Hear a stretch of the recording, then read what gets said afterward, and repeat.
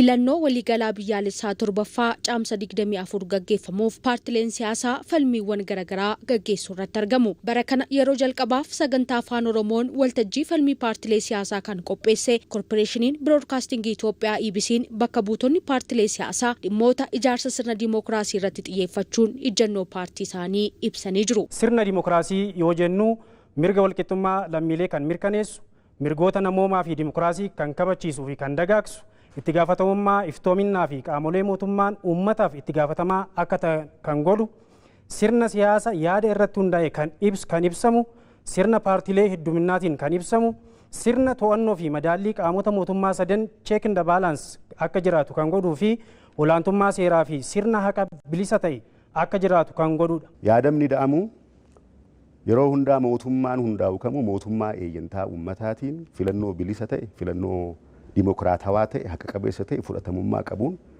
ijaaramuu qaba jedheetaman. Seenaa biyya keenyaa keessatti immoo gaggeessummaa paartii badhaadhinaatiin filannoo marsaa 6ffaa irratti yeroo jalqabaatiif mootummaan eeyyantaa uummataatiin filatame ijaaramuu danda'ee jira. Uummanni sodaarraa bilisa ta'e osoo hin siqiqiin, osoo rakkina addaa natti dhufa jedhee hin yaadda'iin akka inni bilisa ta'e birmadummaa isaa labsatu hojjenna jechuudha. Kanaaf immoo sagantaan adda bilisummaa himaammanni adda bilisummaa Oromoo ifatti lafa taa'ee jira jechuudha. Paartiin Izeemaa, Badhaadhinaa fi Abaa'oos waltajjii falmii kanaan maanifeestoo isaanii uummataaf dhiyeessanii jiru. Mallattoon filannoo keenya madaalliidha. Madaalliin immoo safartuu waan hundaati.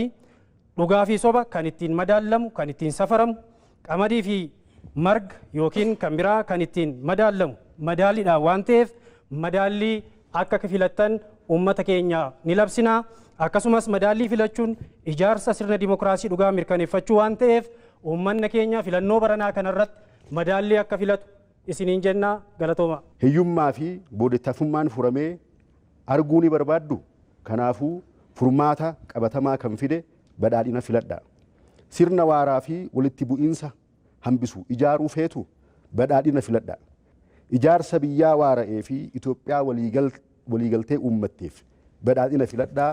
Mallattoon filannoo keenyaa nadoo qamadiiti. Nadoo qamadiin tumsa agarsiisaa. Nadoo qamadiin tokkummaa agarsiisaa. Tokkummaan ammoo humnaa. Adda bilisummaa Oromoo manifeestoo isaa baafatee jira. Manifeestoo isaa mallattoo filannoo kan godhate horooroodha. Horooroon akka kanatti qophaa'ee mallattoo filannoo ABO'ti. Horooroo jechuun mallattoo hormaataati, ka kabajaati, ka meeshaa ulfoo Oromooti, ka nagaa, ka bilisummaa fi ka dimookiraasii itti nuu ta'u hawwii keenya. Olaantummaa seeraa kabachiisuu, walqixxummaa dinagdee mirkaneessuu fi walabummaa manneen murtii mirkaneessuuf kan hojjetan ta'us eeranii jiru. Tokkoffaa olaantummaa seeraa ni kabachiifna. Mirga namoomaas ta'e kan dimookiraasii harcaatii tokko malee ni kabachiisna. Itti gaafatamummaa hooggantoota mootummaa ni mirkaneessina.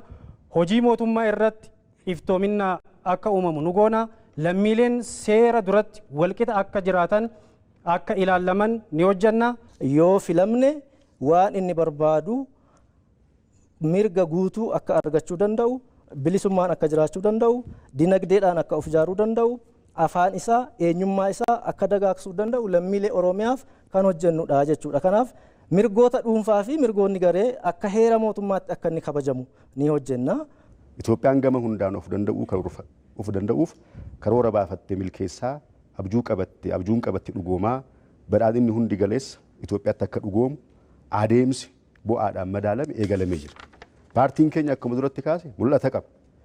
Mul'ati kunniin bara 2013tti Itoophiyaan bara 2023tti Itoophiyaan biyyoota Afrikaa dinagdee cimaa qaban 5 keessaa tokko gochuun fakkeenya badhaadhina Afrikaa akka taatu mul'ata qabatee socho'a. Itoophiyaa badhaatee fi dippiloomaasiin gahoomte ijaaruufis kan hojjetan ta'uu paartileen siyaasaa kunneen eeranii jiru.